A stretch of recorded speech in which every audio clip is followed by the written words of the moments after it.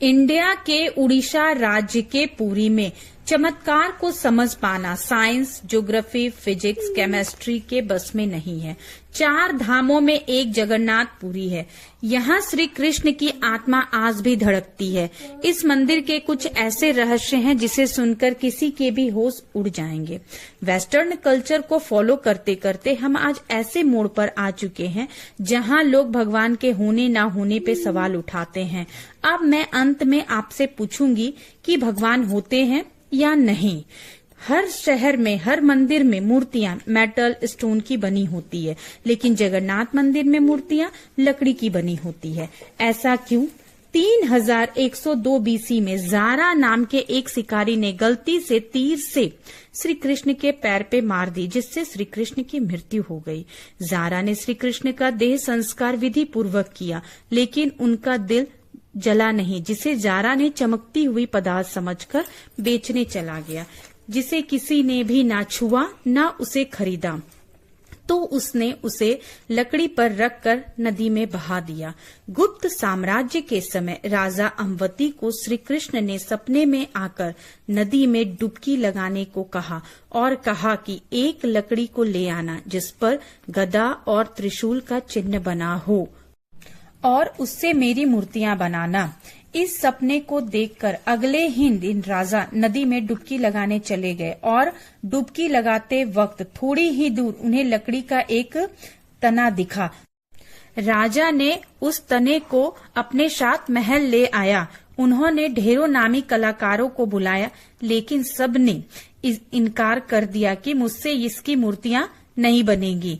कई दिनों के बाद एक कलाकार महल में आया और कहा कि मैं इस लकड़ी के तने से मूर्ति बनाऊंगा, पर मेरी एक शर्त है, मुझे कोई भी 21 दिन तक तंग ना करे।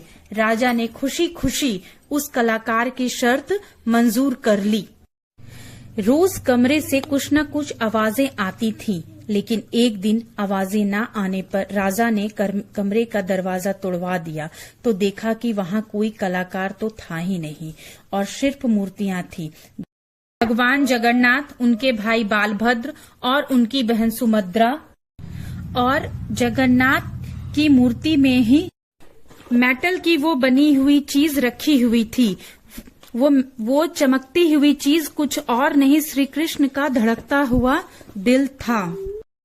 ये कोई नॉर्मल ह्यूमन हार्ट नहीं है, ये एंशिएंट एडवांस टेक्नोलॉजी का क्लियर सबूत है। ये हार्ट एनर्जी ट्रांसमिट करता है और हम सब ने यह पढ़ा है कि stones and metals are good conductor of electricity and wood is bad conductor of electricity. इसलिए जगन्नाथ टेम्पल की मूर्तियां वुड की बनी होती है। इस मंदिर के ऊपर का झंडा दिशा के उल्टी तरफ से उड़ती है। मंदिर का झंडा रोज बदलना जरूरी होता है। अगर यह झंडा रोज नहीं बदला जाएगा तो मंदिर 18 साल के लिए बंद हो जाएगा। Mystery is not over here. मंदिर के डोम की शैडो यानी परछाई कभी नहीं बनती, किसी भी टाइम नहीं बनती।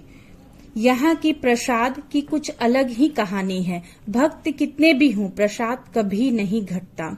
ना प्रसाद ज्यादा होता है और ना ही प्रसाद का एक दाना व्यर्थ होता है।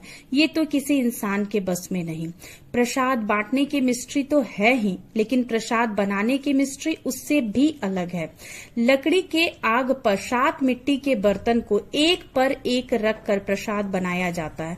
लॉजिकली सबसे पहले आग पर रखा हुआ बर्तन का प्रसाद पकना चाहिए, लेकिन सबसे पहले सबसे ऊपर का प्रसाद पकता है और अंत में सबसे नीचे रखा हुआ प्रसाद पकता है। इसे आज तक कोई भी नहीं समझ पाया। Mystery is not over here.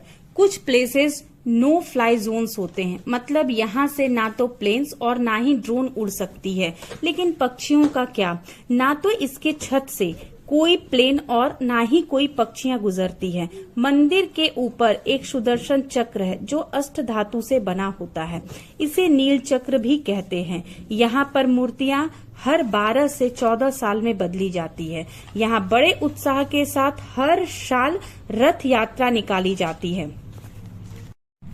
ये ऐसे ही तथ्य हैं जिनको साइंस भी प्रूफ नहीं कर पाई। जैसे परछाई का नहीं बनना, प्रसाद व्यर्थ ना होना, झंडे का दिशा के विपरीत उड़ना, मूर्तियां लकड़ी की बनी होना, पक्षियों का ना उड़ना, प्रसाद बनने का तरीका।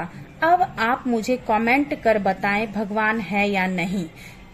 यदि आपको ऐसे रिलेटेड वीडियोस चाहिए तो प्लीज लाइक कीजिए, शेयर कीजिए और सब्सक्राइब कीजिए और कमेंट में ढेरों सारे आंसर्स लिख के भेजिए कि भगवान है या नहीं।